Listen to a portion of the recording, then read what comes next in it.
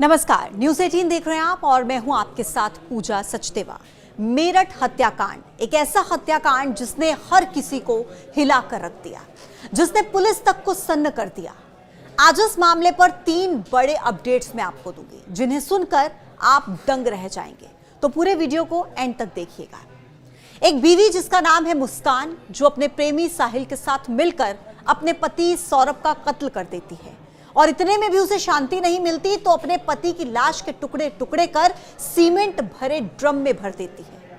और ये करने के बाद भी उसे कोई अफसोस नहीं है। मुस्कान और साहिल दोनों काल कोठरी में बंद है, अलग अलग बैरक में, लेकिन दोनों का प्यार कम होने का नाम नहीं ले रहा। अब इसे प्यार कहें या पागलपन, ये आप खुद तय कीजिएगा। जेल में साहिल शुक्ला को खेती के काम पर लगाया गया और मुस्कान को सिलाई कढ़ाई सिखाई जा रही थी। उसने कढ़ाई सीखने के दौरान कपड़े पर पहला नाम लिखा साहिल का। पहले साथ रहने की इच्छा जताई और अब चादर पर भी साहिल का ही नाम लिख दिया।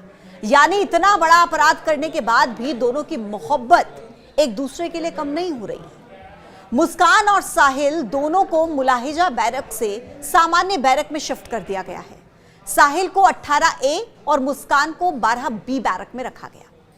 साहिल और मुस्कान दोनों एक ही बैरक में आने के लिए तड़प रहे हैं।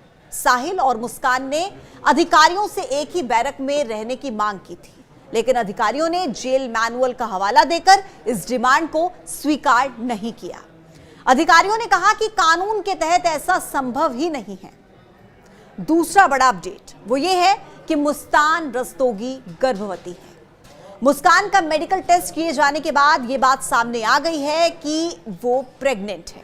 दरअसल मेरठ की चौधरी चरण सिंह जिला जेल में बंद मुस्कान की तबीयत अचानक से रविवार को खराब हुई, जिसके बाद उसका प्रेगनेंसी टेस्ट कराने का फैसला लिया गया।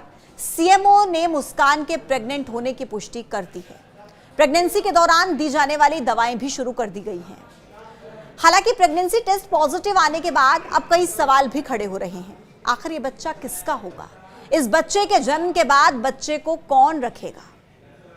तीसरा बड़ा अपडेट इस मामले में यह है कि एक तरफ तो इतने दिनों से जेल में बंद मुस्कान से मिलने तक कोई सगा संबंधी नहीं आया, तो दूसरी तरफ साहिल, जिसकी नानी का प्यार रह रहकर उमड़ रहा है, एक बार फिर से वो साहिल से मिलने के लिए जेल पहुंच गई। बताया जा रहा है कि जेल की कोठरी में बंद साहिल अपने खर्चों के लिए तरस रहा है और नानी से अपने नाती की हालत देखी नहीं जा रही। इससे पहले जब वो साहिल से मिलने के लिए पहुंची थी तब वो अपने साथ कुछ कपड़े और नमकीन लेकर गई थी, लेकिन इस बार साहिल को जेल में खर्च करने के लिए रुपए देने के लिए पहुंची। हालांकि इस बार उन्होंने मीडिया से कोई बात नहीं की। इससे पहले जब नानी साहिल से मिली थी तब उनसे पत्रकारों ने पूछा था कि क्या आप साहिल के साथ हैं, तो उन्होंने कहा था कि साथ की कोई बात नहीं है, साहिल से ज्यादा उस लड़के के साथ बुरा हुआ है, जो हुआ है अति हुआ है। उन्होंने कहा था कि साहिल को नशे की लत लग गई थी और यह घटना उसी का परिणाम है। नानी के हिसाब से मुस्कान ने साहिल को पहले हुस्न के जाल में फंसाया और फिर उसे कत्ल में शामिल करवाया।